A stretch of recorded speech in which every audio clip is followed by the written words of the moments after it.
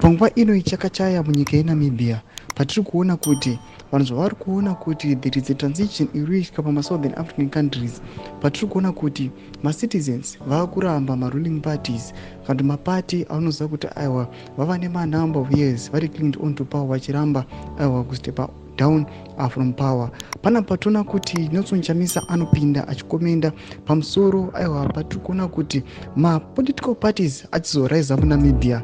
Vanhu vari kuda kuchiona kuti zvakambomira sei, zvichambopera sei, aiwa ma-opposition parties achawin here and opposition ichaluza. Saka pana mashoko anodanyurwa panapa, not about subscribe or like on the bell. Tinopinda pa-newspaper remunyika yeNamibia pana pakanyorwa kuti the new era.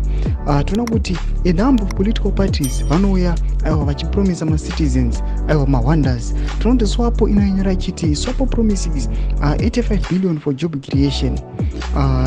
Swapo iri kupromisa ma-citizens yatoziva kuti it is the ruling party panguva ino.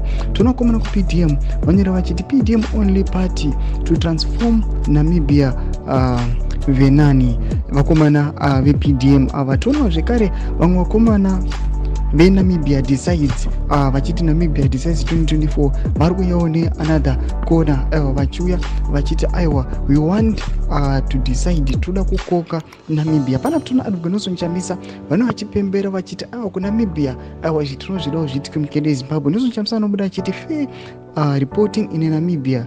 This is how a new era newspaper state daily paper should report.